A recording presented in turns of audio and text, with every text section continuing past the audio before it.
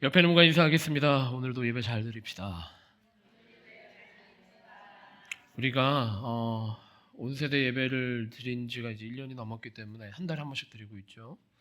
드리면서 이제는 익숙해져서 아이들이 함께 예배 드리고 있다라는 거 망각하게 될 때가 있는 것 같아요. 한 달에 한 번 정도 우리가 교회학교 함께 예배 드리고 있는데 우리 주변에 있는 교회학교 아이들을 바라보면서 사랑합니다, 축복합니다 인사드리도록 하겠습니다.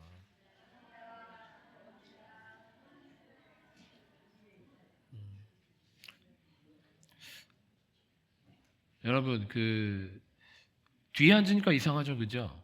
다음부터는 엄마나 아빠랑 함께 예배를 드리기로 했는데, 자, 엄마 아버지가 뒤에 예배에서 드리지 마세요. 엄마 아빠가 앞에 혹은 평소 예배 드리던 자리에 앉아서 아이들과 함께 예배 드릴 때 우리 엄마 아빠는 여기서 예배 드리는구나. 우리 엄마 아빠가 이런 식으로 예배 드리고 이런 식으로 딴청 피우고 이런 식으로 핸드폰 하는구나 라고 하는 걸 정확히 보게 해주시기 바랍니다. 제가 이 얘기를 엄마 아빠한테만 하는 게 아니라 여러분에게도 동일합니다. 우리가 온 세대 예배를 드리는 이유는 단 한 가지입니다.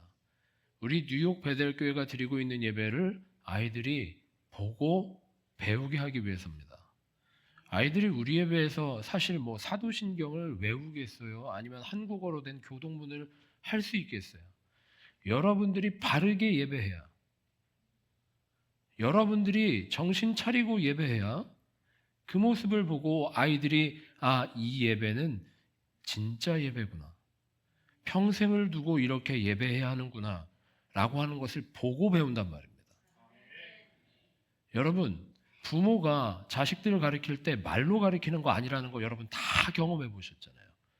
여러분의 삶의 모양으로, 여러분의 평소의 모습으로 자녀들이 자라나는 거예요. 우리 교회 교육도 마찬가지입니다. 우리 교회 교육도 여러분이 평소에 어떻게 예배 드리는지에 따라서 아이들이 그 예배를 배우는 겁니다. 그 예배를 배우고 그 예배를 드릴 때에 이 예배를 통해 저 아이들이 복음을 듣고 하나님 만나고 성령 체험하고 그래서 우리 교회 다음 세대가 될 수 있다는 거예요. 전도사님만 아멘 하는데 아멘이십니까? 그렇다라는 거예요. 이거는 변하지 않는 거예요. 우리가 예배를 잘 드려야 우리가 예배 드리는 모양을 보고 저 아이들도 저렇게 예배 드린다는 거예요. 제가 몇 주 동안 계속 꾹 참고 있었어요, 사실은. 온 가족 예배를 드릴 때까지 참아야 되겠다. 뭘 참았는지 아세요? 광고 시간에 여기저기서 지역 방송이 막 터져 나와.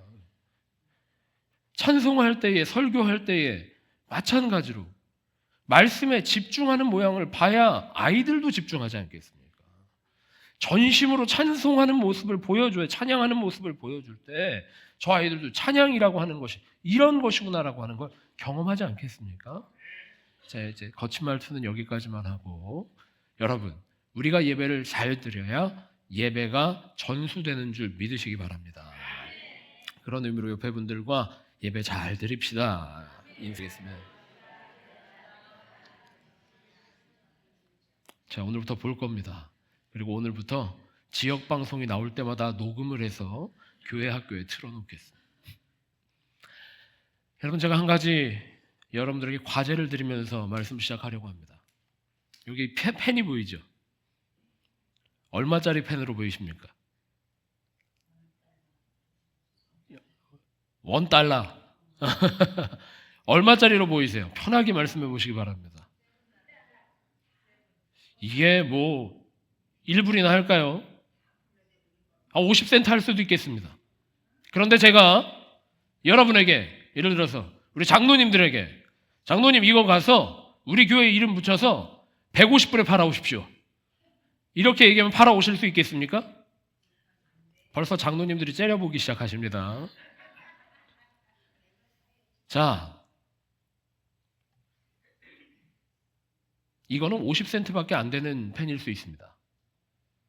그런데 이거를 500불 이상의 가치로 만들어낼 수 있습니다.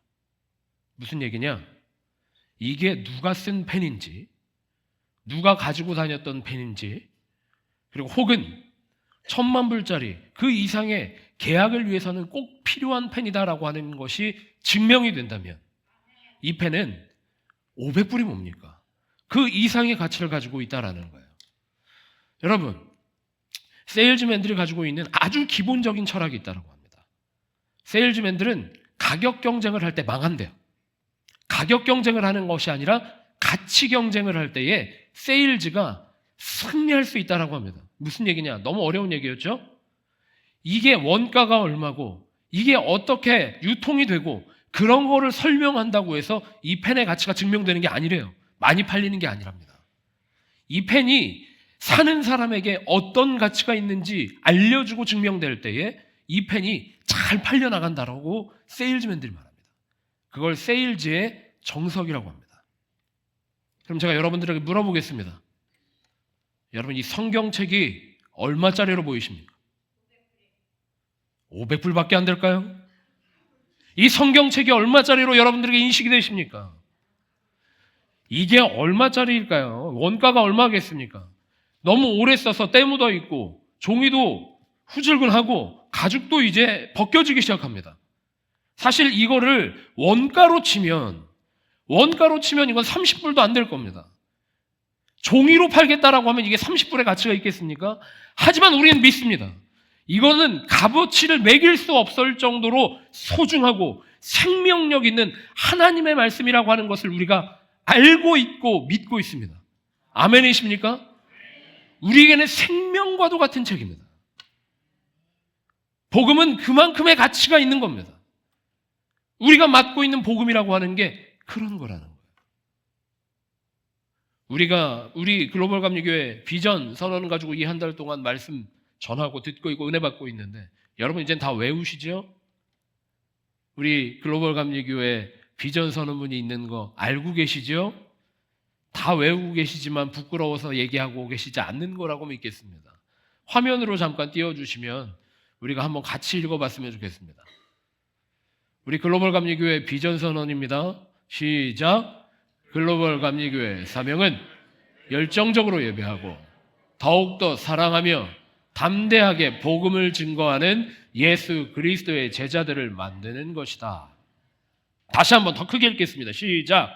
글로벌 감리교회 사명은 열정적으로 예배하고 더욱더 사랑하며 담대하게 복음을 증거하는 예수 그리스도의 제자들을 만드는 것입니다. 아멘입니까? 우리가 이 한 달에 걸쳐서 무엇이 예배이고 무엇이 우리가 할 수 있는 사랑이고 그렇게 결단하겠습니다. 예배라고 하는 것이 우리의 편의에 따라서 우리의 기대에 따라서 그렇게 나와서 1시간 보내는 것이 예배가 아니라 주님의 영광만을 위해서 예수 그리스도의 이름만을 위해서 모여서 주님의 이름을 높여드리고 주님께 영광 돌려드리는 것이 예배다라고 하는 것, 그것이야말로 열정적인 예배다라고 하는 것 우리가 들었습니다.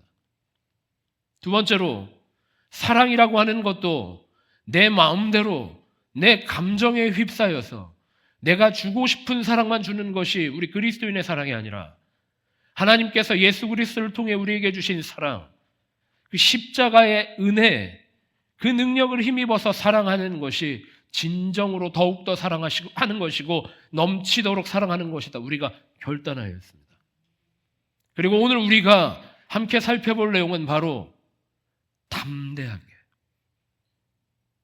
복음을 증거하는 예수 그리스도의 제자라고 하는 것이 무엇인지 생각해 보아야겠습니다. 여러분에게 이 성경책이 얼마의 가치, 증거를 해야 되는데 세상에 나가 증인으로 서야 되는데 여러분이 이 성경을 얼마의 가치로 생각하고 얼마나 값지게 증거하고 계십니까? 오늘 우리가 그것을 고민해 보고자 합니다. 오늘 성경 본문 요한복음 3장 16절 이후의 말씀입니다. 이거는 교인이 아니더라도 그리스도인이 아니더라도 누구나 알고 있는, 세상 누구나 알고 있는 성경에서 가장 유명한 구절입니다. 하나님이 세상을 이처럼 사랑하사 독생자를 주셨으니 이는 저를 믿는 자마다 멸망치 않고 영생을 얻게 하려 하십니다. 이 귀한 말씀이 여러분에게 얼마의 값어치가 있습니까? 하나님이 사랑하셔서 독생자 예수님을 주셨고 예수님을 통해서 우리에게 영생을 허락하셨다라고 하는 이 소식, 복음, 이것이 여러분에게 얼마의 값어치가 있느냐라는 겁니다. 여러분이 이 펜을 볼 때에 50센트, 1불 미만의 가치로 생각하는 것처럼 이 성경책을 보면서 이 성경책을 만드는 종이의 가죽의 원가가 30불 미만이라고 판단할 수 있는 것처럼 복음이 여러분에게 그렇게 싸구려로 여겨지고 있는 것은 아닌지 생각해 보는 시간이 되었으면 좋겠습니다. 오늘 우리가 담대한 증인이 되어야 되고 복음을 전하는 담대한 윈니스로 서야 되는데 우리가 이 복음을 얼마나 값지고 귀하게 여기고 있느냐라는 겁니다. 복음이 여러분의 삶을 변화시켰음을 믿으십니까? 복음이 여러분의 삶을 살리고 있다라고 믿으십니까? 복음이 여러분의 삶을 인도하고 계신다라고 믿으십니까? 그러면 그 능력을 증거하는 여러분 되시기 바랍니다. 그 능력을 증거하는 여러분 될 때에 하나님 나라가 확장되고 복음의 능력이 드러나고 복음이 증거되는 놀라운 일들이 뉴욕베델교회 안에서 시작될 줄 믿습니다. 복음을 듣고 사람들에게는 두 가지 반응이 나온다라고 오늘 말씀이 이야기하고 있습니다. 16절, 17절은 우리가 너무 잘 알고 있지만 18절 이후의 말씀들은 우리가 어찌 보면 귀 기울이고 있지 않은지도 모르겠습니다. 20절부터 제가 한번 다시 보겠습니다. 악을 행하는 자마다 빛을 미워하여 빛으로 오지 아니하나니 이는 그 행위가 드러날까 하며 진리를 쫓는 자는 빛으로 오나니 이는 그 행위가 하나님 안에서 행한 것임을 나타내려 함이라 하시니라. 우리가 복음 전도해야 됩니다. 복음을 증거해야 됩니다. 복음을 증거할 때에 세상은 두 가지 반응을 보일 수가 있습니다. 첫 번째로는 진리를 쫓는 자들은 복음의 빛 가운데 분명히 나올 것입니다. 반면에 복음을 듣지 않으려고 하는 사람들도 있을 겁니다. 악을 행하는 자마다 빛을 미워한다라고 오늘 기록하고 있습니다. 빛으로 오면, 빛으로 나오면 그 행위가 부끄럽기 때문에 그 삶이 연약하기 때문에 복음에 오는 것을 오히려 두려워하는 사람들이 있다라는 겁니다. 여러분들은 어떠십니까? 여러분들의 신앙은 어떠십니까? 복음 안에 들어와 계십니까? 하나님의 그 영광의 빛 가운데 여러분의 삶을 비추고 빛의 자녀로 살아가고 계십니까? 아니면 여러분의 연약함이 드러날까? 여러분의 허물이 드러날까? 숨어 계십니까? 인류가 최초로 죄를 지었을 때에 아담과 하와는 뻔한 반응을 보였습니다. 오늘 20절에 나와 있는 반응과 같은 반응을 보입니다. 자신이 죄인인 것을 알았을 때에 하나님을 피해 도망하기 시작하였고 숲속으로 들어가서 숨었습니다. 하나님이 부르셨는데도 불구하고 한참을 숨어 있을 수밖에 없었습니다. 복음이라고 하는 게 뭡니까? 여러분, 복음이라고 하는 게 뭘까요? 유앙겔리온, 헬라어로는 유앙겔리온, 이 복음이 뭡니까? 복음이라는 단어는 그리스도교 이전에도 쓰였던 단어입니다. 보통 전쟁에서 승리하였을 때, 승전보를 가지고 왔을 때, 로마와 다른 나라와 전쟁에서 승리하였을 때 그것을 유앙겔리온이라고 했습니다. 복음이라고 했단 말입니다. 세상 사람들은 자신이 무엇인가 성취했을 때, 이뤄냈을 때, 싸워서 이겼을 때 그것을 복음으로 생각하며 살아갑니다.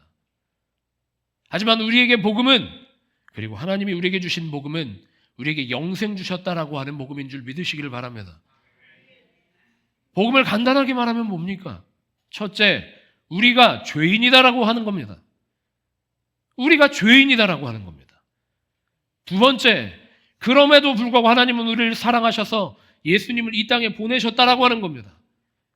세 번째, 예수님이 십자가 달리셔서 우리 죄의 문제를 해결하시고 해방시키시고, 네 번째, 우리가 영생을 얻게 되었다라고 하는 겁니다. 우리는 이 첫 단계를 넘어가고 있습니까? 첫 단계를 고백하고 있습니까? 우리가 죄인임을, 우리가 허물 많은 사람임을 고백할 때에 우리 안에서 주님께서 주신 복음의 능력이 작동하게 되는 줄 믿으시기 바랍니다.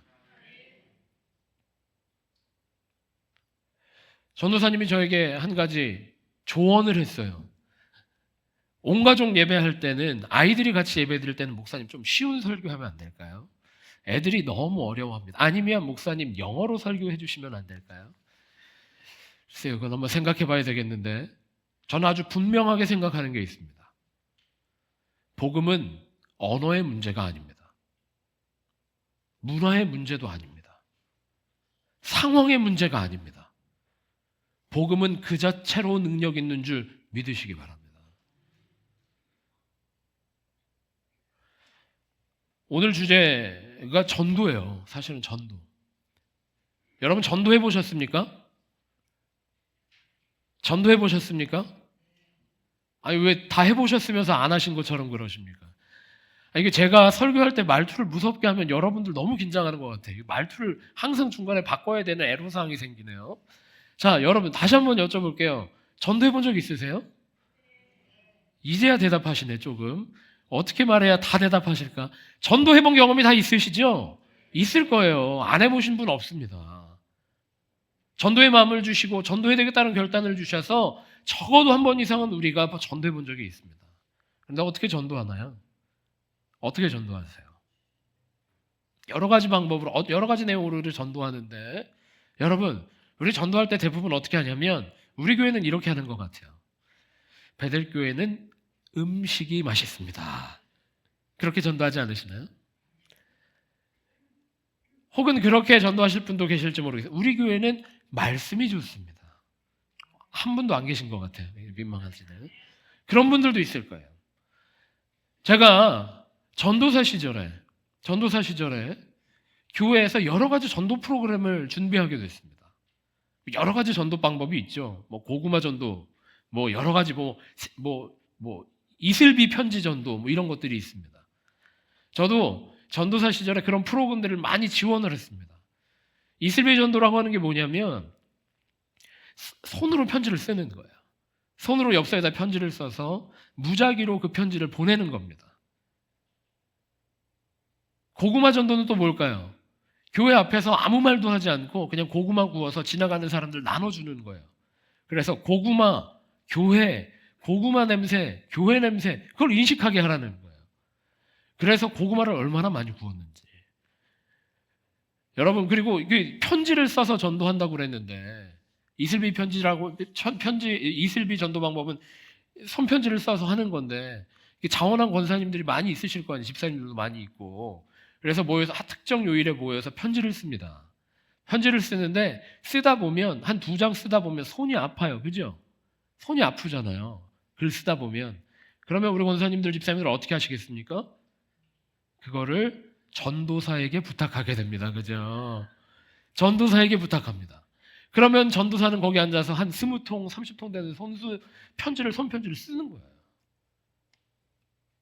여러 가지 전도의 방법이 있습니다만, 여러분 제일 중요한 게 무엇이냐면, 우리는 복음 전도하는 사람들이라는 거예요. 아닌가요? 우리는 복음 전도하는 사람들이라는 거예요. 우리 글로벌 감리회 비전 선언에도 보면 담대하게 증거하는, 증인 삼는, 담대한 증인 되는. 근데 무엇을 증거할 거냐고요. 교회 오면 좋다. 교회 오면 좋은 사람들 많이 만난다. 교회 오면 따뜻한 사람들 많이 만난다. 아니, 아니라는 겁니다. 물론 우리 교회 자랑거리가 많으면 좋습니다.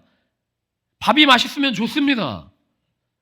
친절한 사람들 많으면 좋은 겁니다. 그런데 왜 친절하냐고요?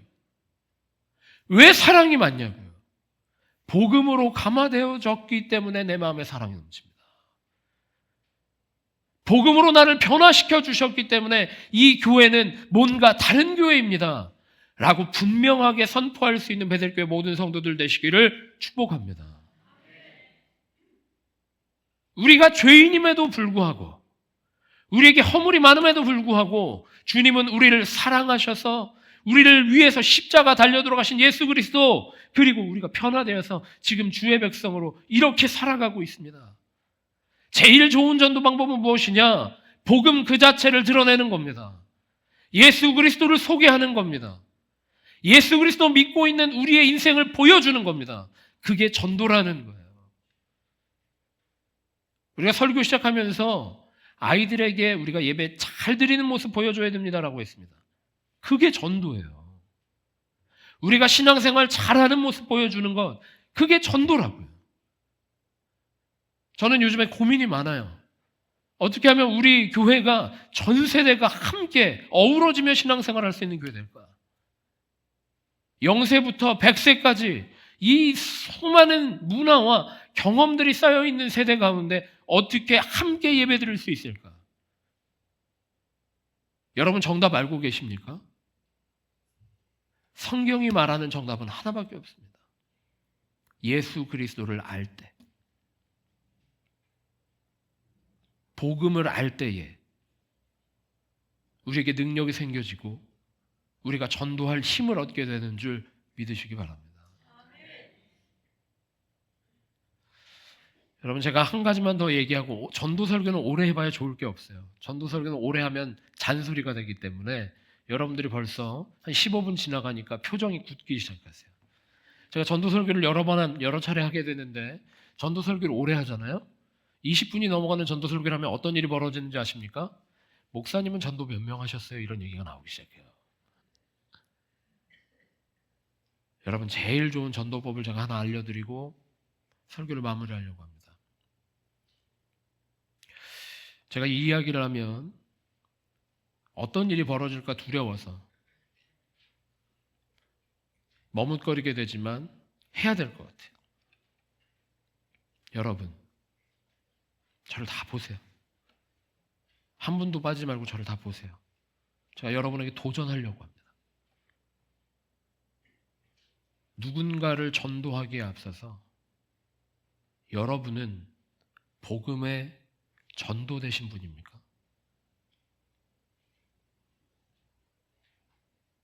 여러분이 복음의 전도되셨습니까?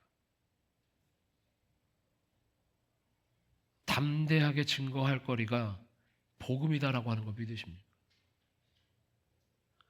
내가 먼저 복음에 감화되어질 때 담대한 증인으로 설 수밖에 없게 된다. 무엇이 복음입니까?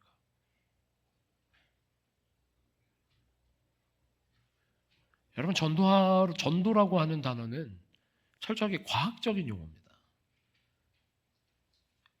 열이 전달되는 방식 중에 하나가 전도라고 하는 방법이에요. 열이 어느 지점에서 또 다른 지점으로 전달되어질 때 어떤 매개로 어떤 형태로 전달되어지는지 정의하고 있는 방법이 전도라고 하는 거예요. 전도. 우리가 먼저 복음에 감화되고 전도되어야 우리의 가정을 전도할 수 있고 우리의 자녀들을 전도할 수 있고 우리의 이웃들을 전도할 수 있고 내 일터를 전도할 수 있는 거예요. 내가 먼저 전도되었는가 점검해보는 베들교회 모든 성도들 되시기를 축복합니다. 복음이 뭐냐고요? 복음이. 하나님께서 여러분을 한 사람 한 사람 특별하게 사랑하심을 믿으십니까? 우리가 고난 중에 있을 때라도 고통 중에 있을 때라도 한 사람 한 사람 변함없이 신실하게 사랑하고 계심을 믿으십니까? 내가 복음에 전도되었다라고 하는 것은 그 사랑의 확증이라는 거예요. 하나님이 여러분을 이처럼 사랑하사 하나님이 나를 이처럼 사랑하사 독생자를 주셨으니 이는 하나님이 나를 사랑하심을 믿는 자마다 멸망치 않고 영생을 얻게 하려 하십니다. 우리 그렇게 한번 고백합시다. 가슴에 손을 얹고 나는 하나님의 사랑받는 자녀입니다. 다시 한번 나는 하나님의 사랑받는 자녀입니다. 믿으십니까? 저는 오늘 이 말씀을 처음 봉독할 때 가슴이 뛰었어요. 하나님이 세상을 이처럼 사랑하사 독생자를 주셨으니 이렇게 부족한 나임에도 불구하고 이렇게 허물 많은 나임에도 불구하고 하나님이 나를 사랑하셔서 독생자의 그 사랑을 주셨다라고 하는 것, 그리고 나로 그 영생을 살게 하셨다라고 하는 것, 그걸 믿는 것이 믿음이고 구원받은 삶이고 영생 얻은 삶인 줄 믿으시기 바랍니다. 왜 고민하십니까? 왜 주저앉아 계십니까? 왜 여전히 미워하고 계십니까? 왜 나 스스로도 사랑하지 못하고 계십니까? 하나님이 나를 사랑하시는데 왜 여전히 미워하고 증오하고 살아가고 있습니까? 내가 먼저 감화되어지고 복음에 전도되어져서 주님 주신 사랑으로 전도할 수 있는, 하나님의 사랑으로 전도할 수 있는 베델교회 모든 성도들 되시기를 축복합니다.